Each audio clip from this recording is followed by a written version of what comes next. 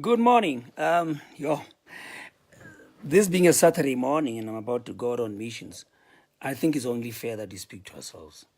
I'm going to respectfully ask certain questions to our spiritual leaders, especially those who have the credibility of both government and the church.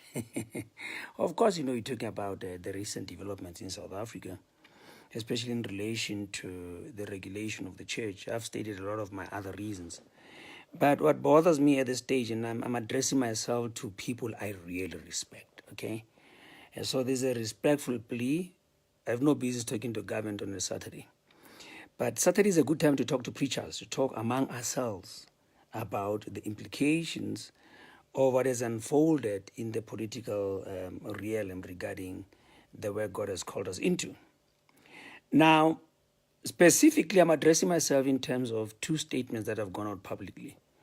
One is the utterances of Ms. Xaluva Mkhonazi, Toko Xaluva Mkhonazi, or Toko Mkhonazi Xaluva, I don't know how to put her name there. But also voices coming from within ourselves regarding so-called foreign churches. First of all, let's go back to Mrs. Xaluva's statement. I watched a clip yesterday where she says, anybody who believes that God speaks is basically a madman. She suggests that anybody who believes that God speaks should be booked into a psychiatric ward. Now, let me tell you why that statement alone, besides all other statements, arms us to immediately press for her sacking. She's not fit for that office. Let's go back to the mandate of the CL Commission. I'm reading something here, directly out of the Constitution. It says here, the mandate of the CRL Rights Commission, as stated in Section 185 of the Constitution, stipulates that the Commission must promote respect for the rights of cultural, religious, and linguistic communities and promote tolerance among such communities. I'm going to repeat myself. The mandate of this commission, the CRL Rights Commission, as stated in Section 185 of the Constitution, stipulates that the commission must promote respect. Their job is to promote respect. What? For the rights of cultural, religious, and linguistic communities, and promote tolerance among such communities. The right to cultural, religious, and linguistic identity is an alienable right, inextricably connected. It cannot be disconnected to any extent to human dignity. It entails mutual respect and friendship among friendship concepts required to realize the South African dream of building a nation united in diversity. On that statement alone, that woman is not fit to hold office. I believe that God speaks. And I'm not the only one who believes that. Millions of South African Christians believe that God speaks. But besides what Christians believe in, every culture believes that there is some communication between them and whoever they deem to be God. Now, this is the space in which Ms. Xaluva comes in. As the commissioner, she has been mandated by the Constitution to protect that right, not only that, to promote respect for that right. Now, while she has violated that, nobody is saying anything about it. That's going to be the second part of my discussion. Ms. Xaluva is not fit to hold office. Going public with that kind of utterance creates an idea in the minds of those who are intelligent that she holds a critical bias against the respect, against the dignity of the Christian culture. Not only Christian culture, Christians are not the only ones who believe that God speaks. Prophet Muhammad went into a cave some 1500 years ago, and he says when he came out there, he had had a visitation by God, and that was the birth of Islam. The commissioner says anybody who believes that God speaks must be mad. So according to her, the 2 billion Muslims around the world are mad. What about the Mormon church? Their leader reckons they went into a cave and they came out with revelations. What about the Jehovah's Witnesses? What about the Hindus? What about the Baha'is? Behind religion or cultural belief, ancestral worship included, there is a strong belief that God or a God speaks. And when we appoint someone to protect not only that right, but to promote respect for that right, and she goes public with declaring that anybody who believes that God speaks is mad. Psychiatric words are for the mentally unstable. She has insulted every Jew, every Muslim, every Hindu, every Baha'ist, every Christian of every tradition. Now, how is she? No, she's also disrespected ancestral worshippers. Because I said to you yesterday, the difference between an ancestral worship and I is that we both believe in God. All ancestral worship believe in God. But they believe that their mediators are the ancestors. And I believe that mediator is Christ. Now, when someone, I wish you understand what I'm trying to say to you, already holds that bias, they're unfit for the office, which has been set up to promote that right and respect for that right. I think this lady should be removed from that. She holds a very dangerous bias. And as a matter of fact, I wrote somewhere here, and I'm going to quote it to you now.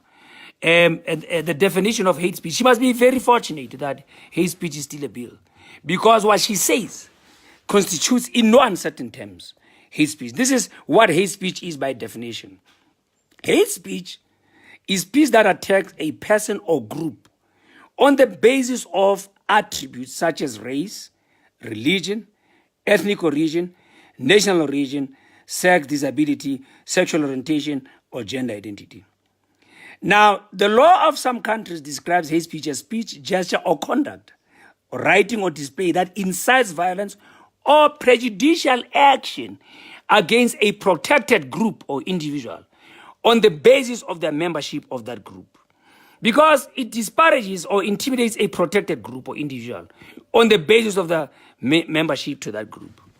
So what Kaluva said is both untrue, but it's hate speech. Because today, I'm preparing a sermon. And the people who are coming to church believe that God spoke to me. Now, what does he say about that? What the kind of prejudice her statement creates in my environment? That means I must begin to feel unsafe now. I said to you at the beginning, the Sierra Commission is not interested in rooting out criminal elements within the church, because agencies already exist for that. If somebody came into the country illegally, Home Affairs, Customs, if someone is a criminal element, call the cops.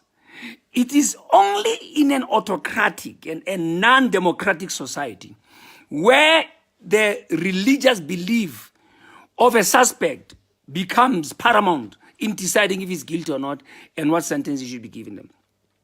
Before the law, everyone is equal. Once we start asking what religion you are, what race you are, what sexual orientation you are, before we decide what measure to give out for the crime you committed, then we have violated your rights. Now, the billions of Muslims around the world, the billions of Christians around the world, the billions of Buddhists around the world, the Hindus, they believe that their God speaks to them. Now, tomorrow, what are you going to say to our people? Because the very person identified to protect that right and respect for that right has just told people that anybody who stand before people tomorrow and begin to speak about God is a madman. If God is not speaking, why do you believe in dreams and visions? That is part and parcel of every belief. Now, I told you, they don't care about that. What the Sierra Commission is after is controlling what we preach and what we believe, which is a violation of our constitutional right. This woman, I'm going to see a lawyer on Monday. And I think there are a lot of you lawyers, you call yourself Christian. You need to step forward and do pro bono services unto the kingdom of God. We need to test these theories. We need to test these assumptions and presumptions. We need to test the truthfulness and the non-biasness of our constitutional court. We need to step forward and put forth our case. This woman is unfit to hold office, and her conduct and her utterances are prejudicial to the religious and cultural communities, which she's supposed to protect. That is aside. Now I'm addressing myself to you, my leaders.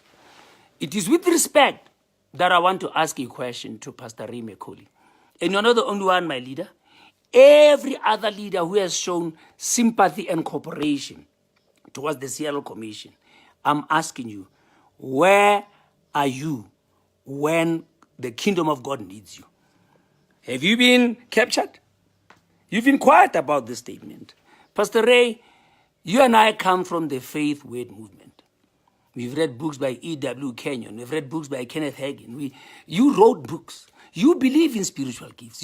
You taught us when we were young that there are 9 spiritual gifts. Power gifts are 3, the gift of faith and working of miracles, the gift of healings. But there are revelation gifts. You told us that. The word of wisdom, the word of knowledge, the discerning of spirits. And you told us that that gift of utterances. You taught us when we were young. When you came out of America from Rama, then you established, we were fascinated by this move of God. You taught us, Pastor Ray, that there are tongues, interpretation of tongues, and the word prophets, which are utterance, gifts of utterance. You taught us that God speaks. Why have you been quiet? Have you been captured by this? Are we in that moment where Nebuchadnezzar has constructed a statue unto his honor and is blown the trumpet, and you are hesitating to keep standing? Now, this should be a sign. Now, I'm not even addressing you as an individual. Everybody who believes what you believe in. I know, Reverend Chigari, you believe that. You believe that God speaks.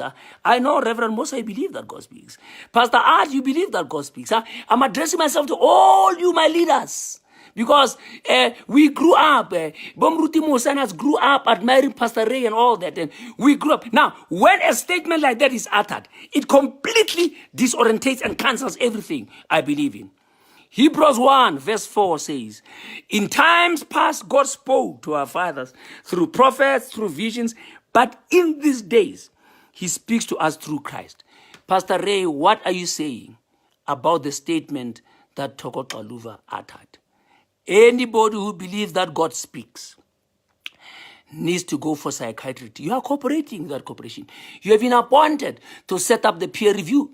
Now, what are you going to do now? Shimikotu believes that God speaks. When time for you to review me comes up and I stand before you and I say God speaks, are you going to give me a license or not? I'm asking all of you Christian leaders to hear what I'm saying. The compromise starts with little things. If a statement such as this at the beginning is completely ignored by people who propagate it, open any book by Kenneth Hagin, any book by Ray Macaulay, any book by all these great leaders, they believe that God speaks.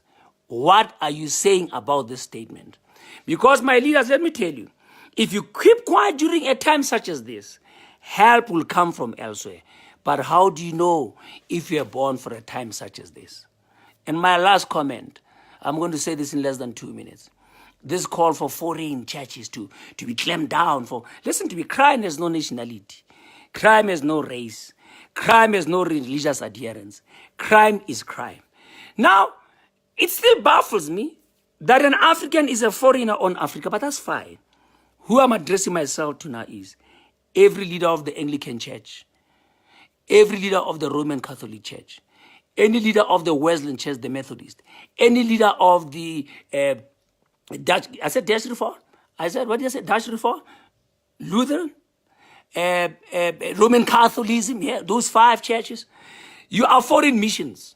The Roman Catholic Church comes from Italy. The Church of England and Anglican Church come from England. You are not local missions, you are foreign missions. The Dutch Reform Church comes from Holland. The Lutheran Church comes from Germany.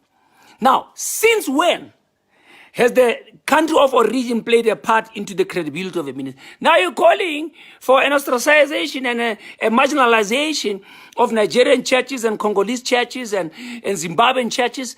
What about the churches that you belong to? Is it foreign because it's African? But lastly, what about us? We're doing work outside Africa, outside Africa and South Africa. What about great men of God who have foreign missions? Are you saying we should be kicked out there? Does being a foreign minister make you an incredible? Does it make you an incredible leader?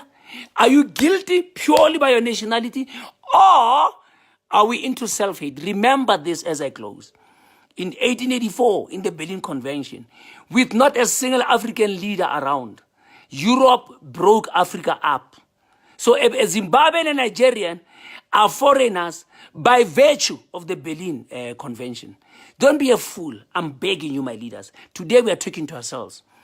I want you Christian lawyers to help us understand what Theo Kaluva said. One, Christian lawyers. Two, you Christian leaders.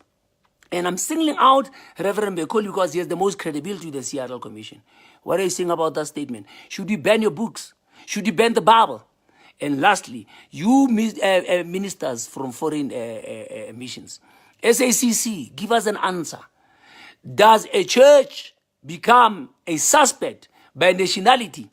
Right now, before you answer that one, what about all these scandals within the Catholic Church that have been going on for hundreds of years?